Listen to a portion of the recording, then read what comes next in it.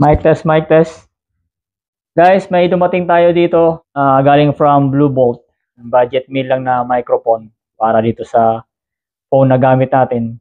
Para maganda-ganda naman yung pinalabasan ng boses natin. Kahit malayo tayo, hindi hihina.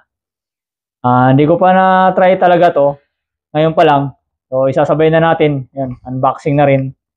Yan lang naman. Dalawang mic to. Isa, gamit ko na ngayon. Tapos itong isa.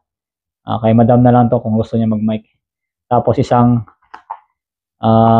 receiver. Ayan o. Receiver, tapos dalawang mic. Testing natin ngayon sa vlog natin. Magagawa tayo ng sasakyan. Hatiin na lang natin yung video. Kalahati may mic, tapos kalahati wala. Titignan natin kung anong pinagkaiba sa may mic at saka wala. Ito na pala siya. Ayun o. Kasya ba tayo? Kasya. Yan guys, dumating na ang ating hinihintay. Walang email na confirmation.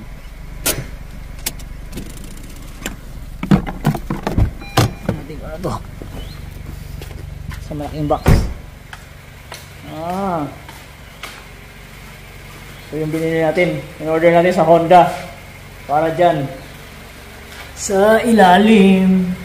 Takip na nabasag. Pipick upin ko sana to bukas, Saturday. Malaki pala.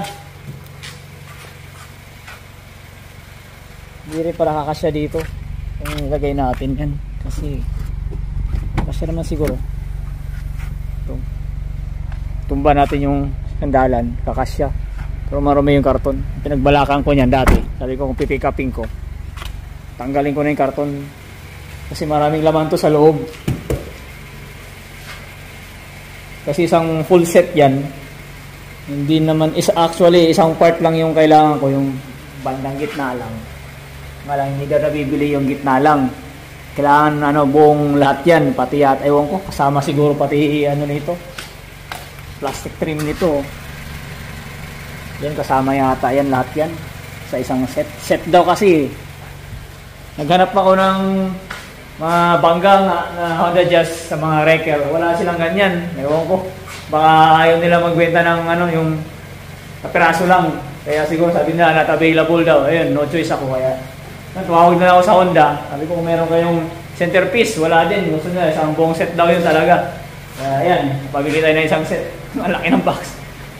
Kasi ito yung nabasag natin guys. Kung napanood yung mga vlogs ko na nakaraan, yung previous vlogs, matagal na yung summer pa. Nabasag yung gitna natin.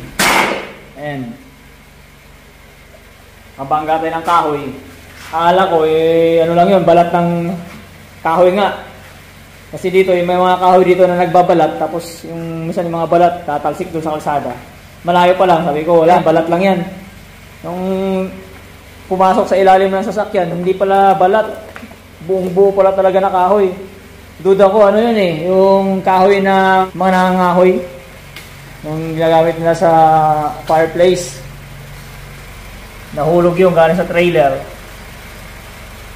pumasok dyan sa loob, yun, tumama dyan sa natin, engine cover. Boom!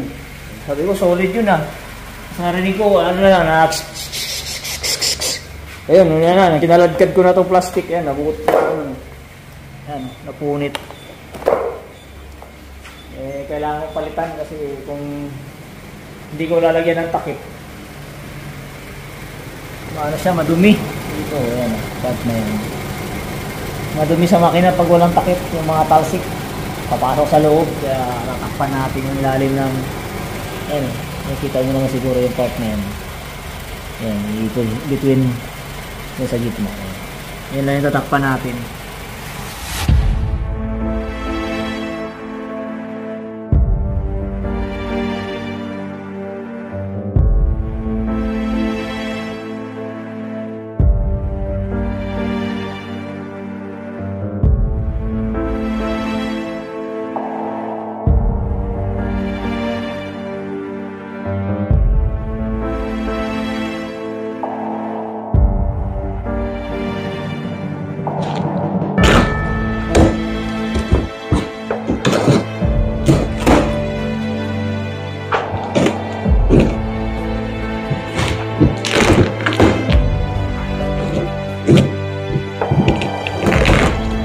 Mamaya.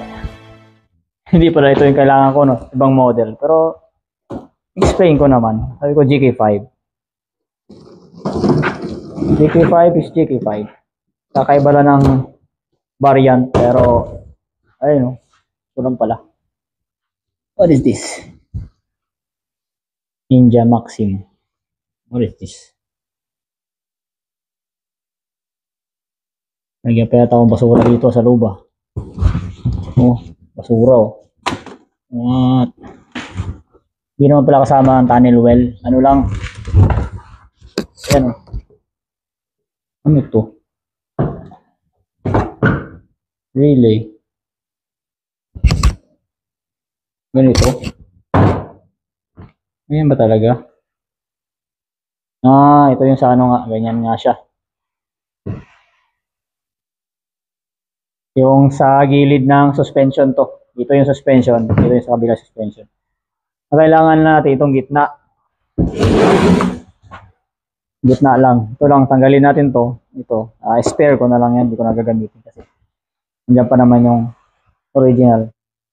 Made this Honda Glen Osmod. Yan. Shipping. Made in Thailand. Yeah, made in Thailand, guys. So, yung ano natin. Invoice.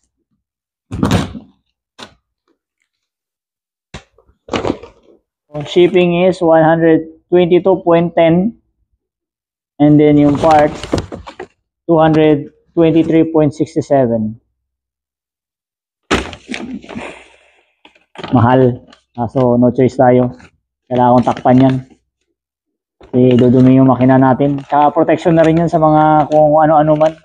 Na pag may tumama sa ilalim, may madaanan tayo. Hindi diretso sa loob. Kasi dito muna babanggayan. Hindi papasok sa makina. Kaya hindi ko tinapon. Wala tayong pangkalang ng gulong.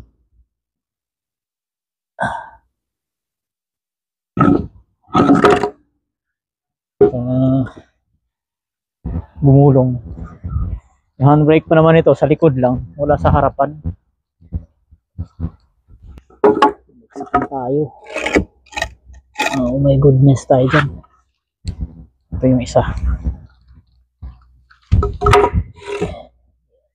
Ingat ko lang ng konti. May pasok lang yung trolley natin.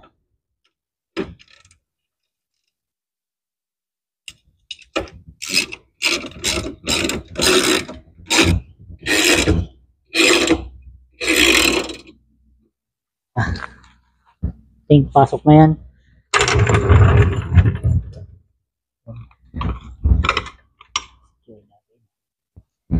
Pasok na ba? May pump. Mama dun sa bolt. Ayan. Okay, pumping.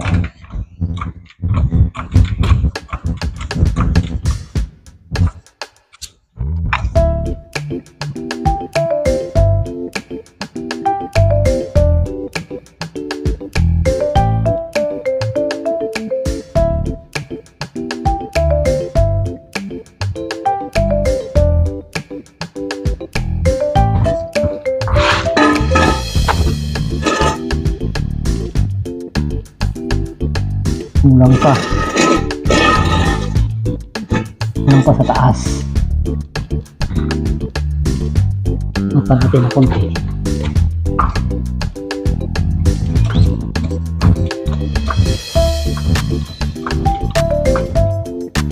Kahit isa lang siguro iangat ko. Pwede na. Kabilang side lang. Basta masilip ko lang siya. Masilip na to eh. Ayan, silip na natin yung ilalim. Yung pag ginalawa pa natin, may trabaho.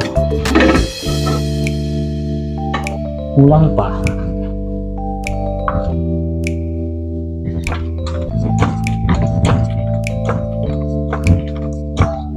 Oh, umangat na rin yung likod. Angat na angat yung sasakyan natin, oh. Pati dito umangat na rin. Ano na lang to? Two wheel. Nakaangat na yung dalawa. Hindi natin iangat lahat. Ito lang. Pasok ko lang yan dyan. Ayan. Goods na tayo. Ayan na. Pasok na. Safety na yan. Bababa na natin ngayon. Konti. Hindi masyado mataas pa. Sumayad yung likuran. Kaangat yung likod natin eh. Para sumayad naman na konti. Hindi masyadong persado yung jack natin. Ito naman. Tanggalin natin ito. Marami pala ito. 1, 2, 3, 4, 5, 6, 7, 8. 8 points. Tanggalin natin.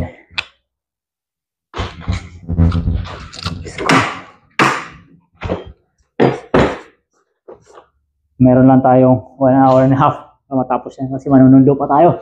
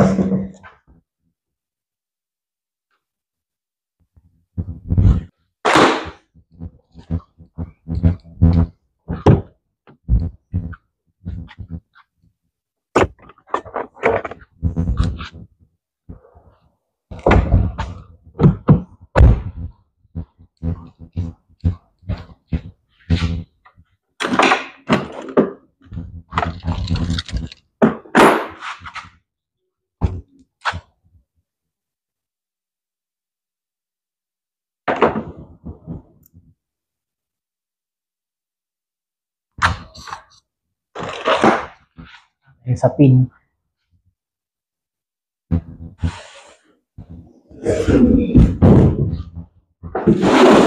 Hindi natin kailangan to. Sabihin na natin. Cardboard, sira.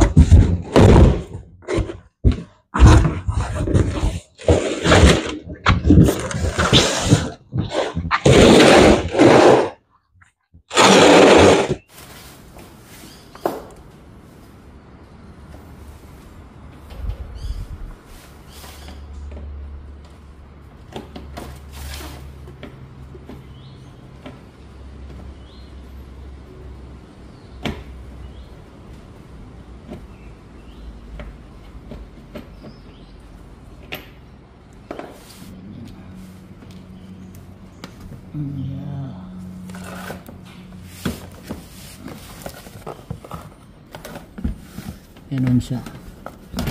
Ito, pasok natin dyan sa ilalim. Ito like puti na yan. Ayan. Sa ilalim siya para sa loob. And then screw muna natin. Sana yung ano natin, screwdriver. Yun. Screw natin ito dito sa may harapan banda.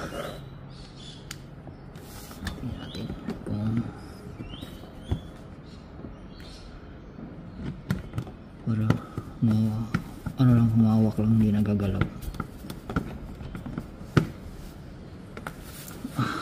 Alay. Ganyan siya. Hindi na yung galaw. Ako sa tabingi. Iskuhatin ng tabulo.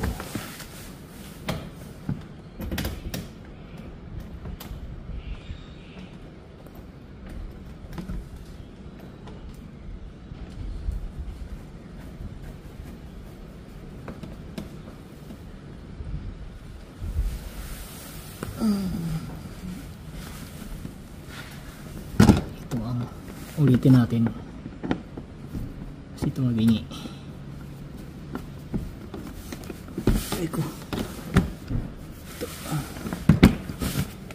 Ito papasok siya, ito yung arrow na yan, yan o, kanto, papasok siya dito, hindi siya gagalaw.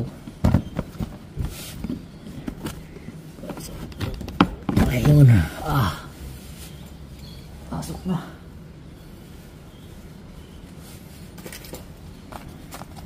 Kaso tumabingi itong screw natin, kaya uulitin natin siya.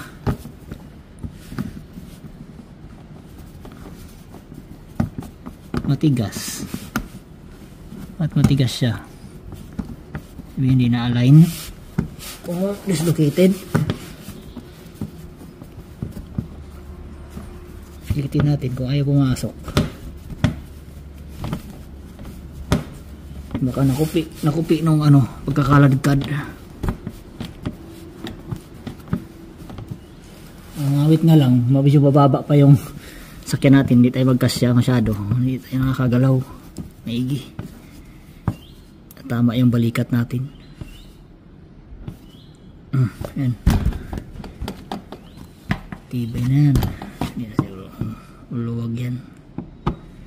Ito ba natin higpit.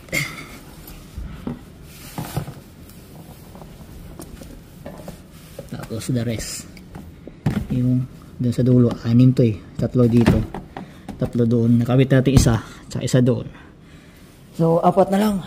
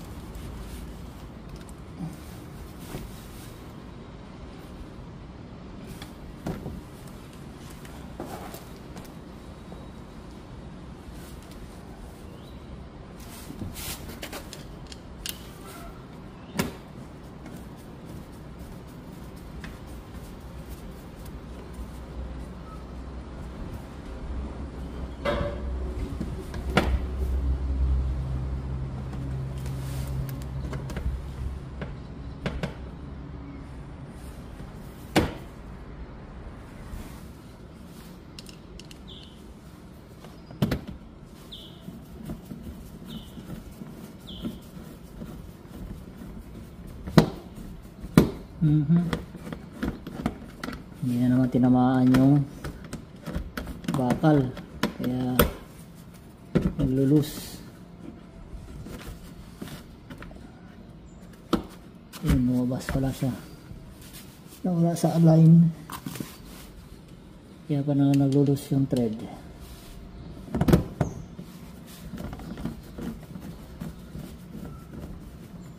Pasok.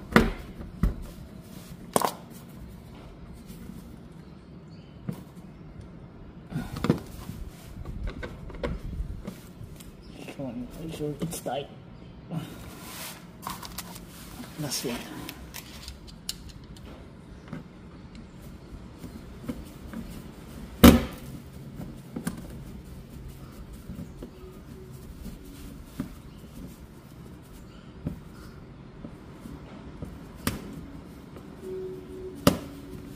Ako, naglulos din. Ito yung naglulos to.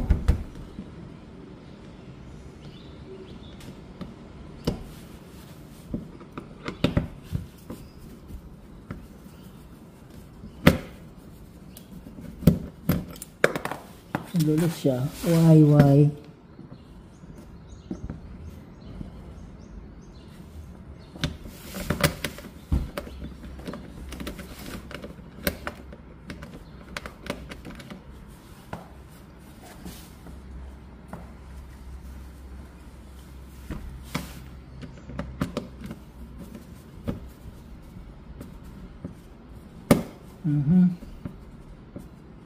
Naglulus, kaibigan.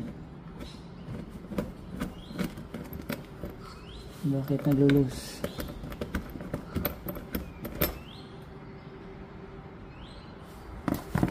dahil kailangan palitan.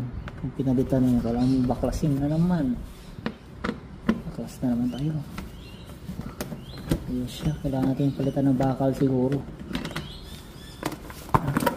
Kung kaya natin palitan ng ganito. Hirap to. Kailangan baklasin na naman natin ulit.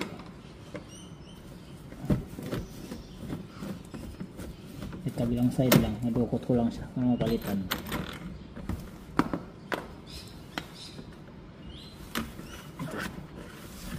Ayun, maludukot natin.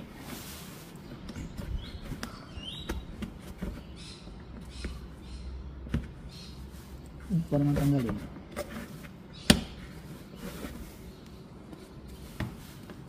Hindi makita. Asan na siya? Yun.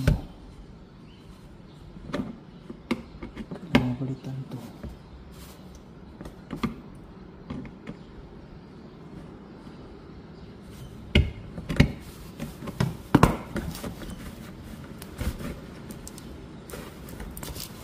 Sandutin. Tanggal. Ayun. Where are you?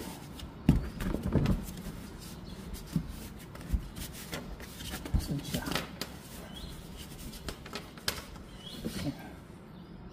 Lost thread really. Sira siya. Sira to. Kaya natin palitan.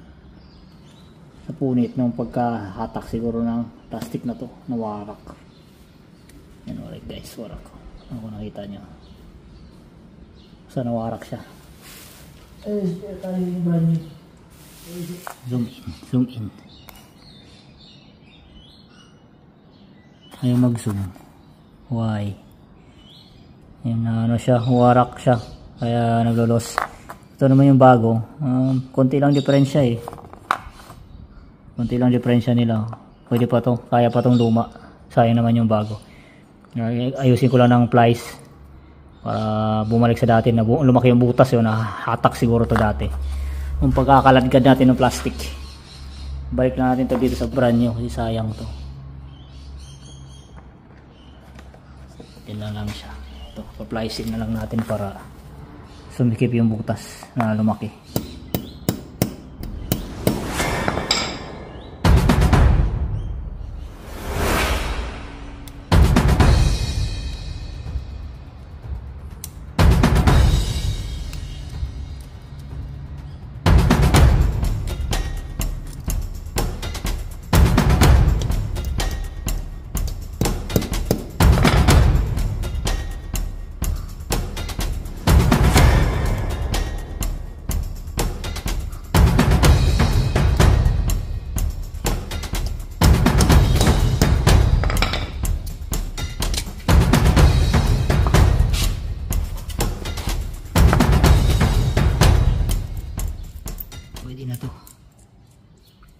Fingers crossed. Then now,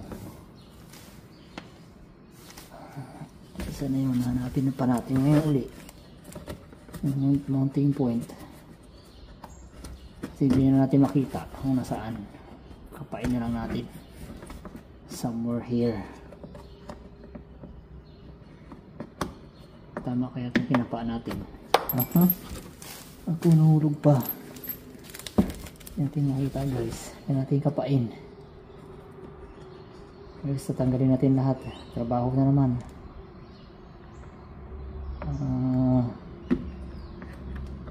Let's see.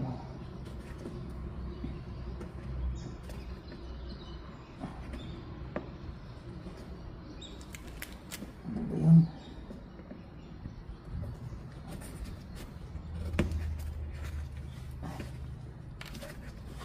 Pumasok. Sobra niya ito sa ngunit natin. Nalaglag ka na. Sabi niya yung buhok natin.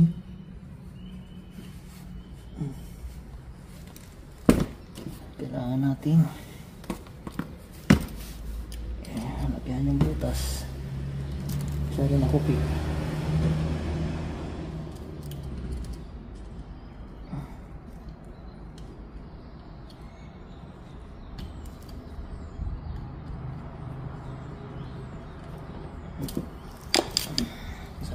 Pasok.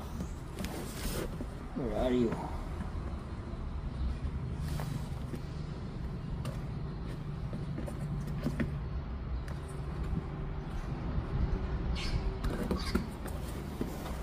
Hindi ko makita. Isa niya.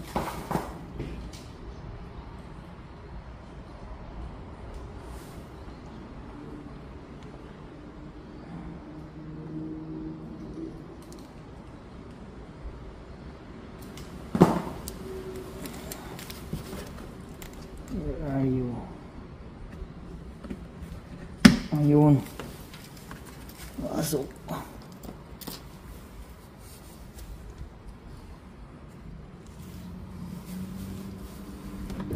Ito na tayo sa pinakadulo. Bali siya mahulog.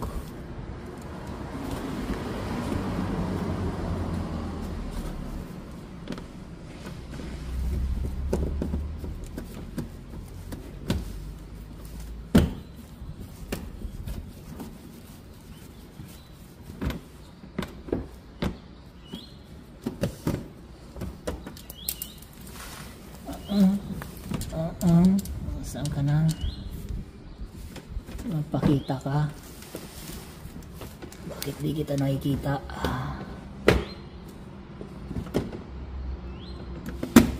Ito nga muna para siguradong hindi ka nagagalaw.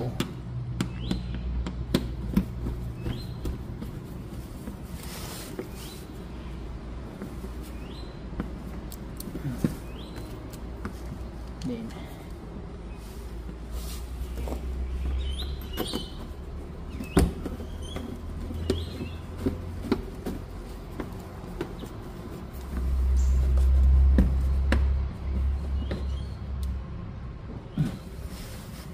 last one.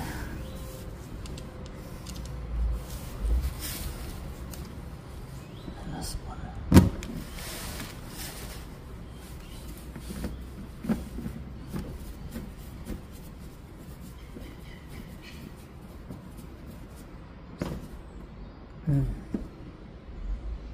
Ayan, skip.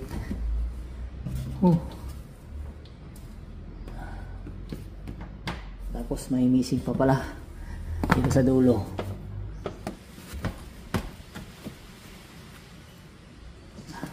Stick rim.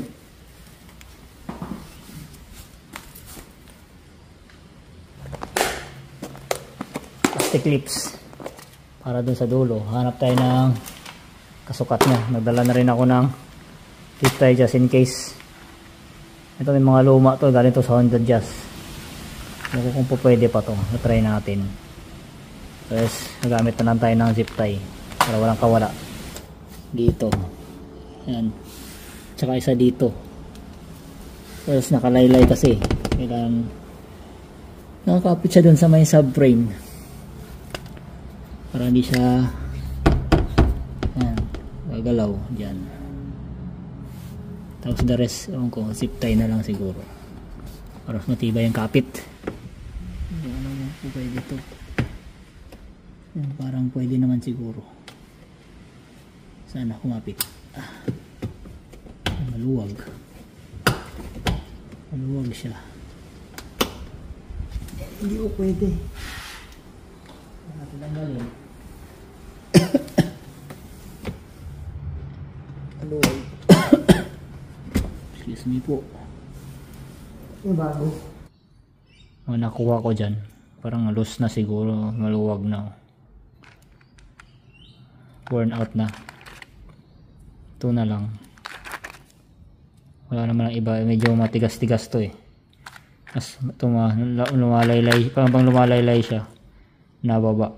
So, baka ito na lang siguro. Dalawa. Then plus zip tie just in case. Pag abang vibration. Bababa siya ng bababa. Gusto na alalay na zip tie. Ito na lang muna.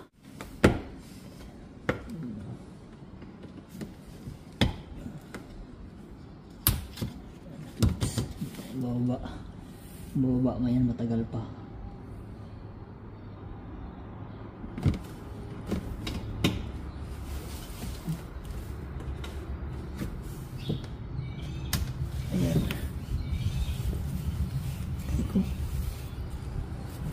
ko, hulog ng hulog.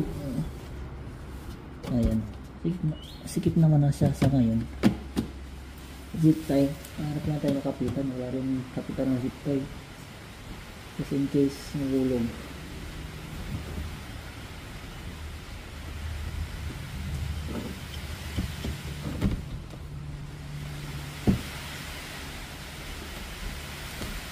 Kaya kung zip tie, kahit isa lang. Walang masuporta pag na hulog siya. Sana nga ipasok natin to.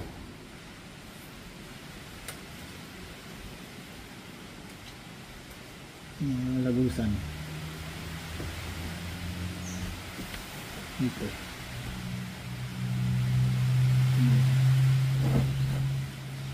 Nakuha natin yung kabilang dulo. Kita.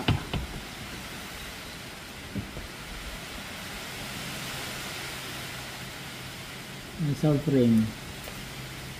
May butas pero hindi tagusan. Hindi na pero pasok yung ano. Zip tie natin.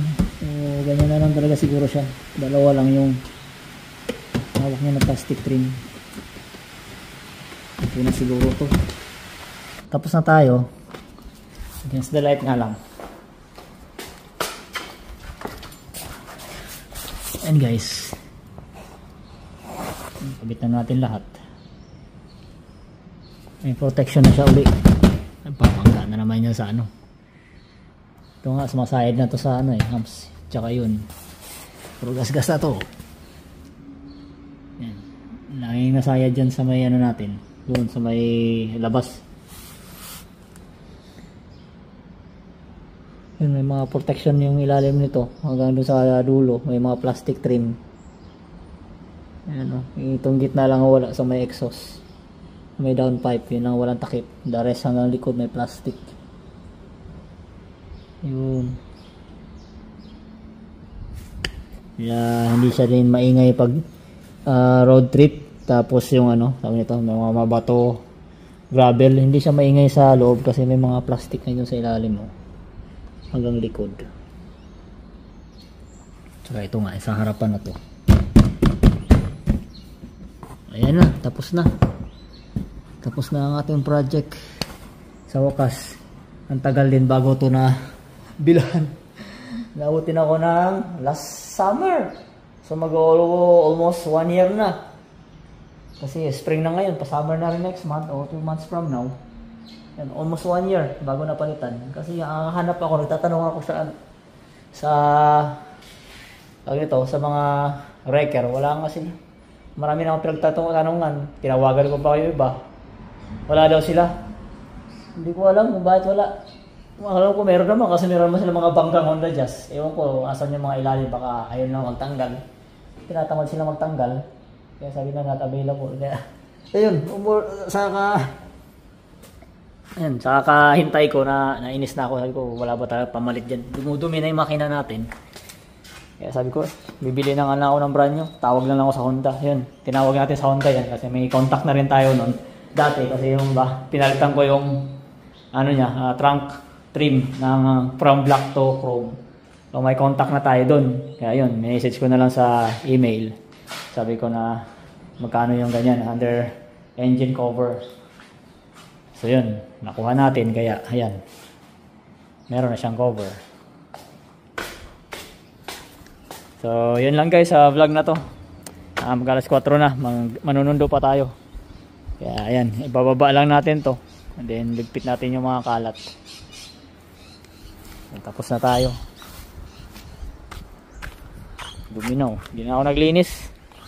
Kasi, ayun, maaraw. Kamaya, ulan na naman yan. Ayun, ulan dun. Ulan, araw. Ulan, araw. Ulan, araw. Dumi. Update ko na lang kayo sa susunod. Salamat sa panonood.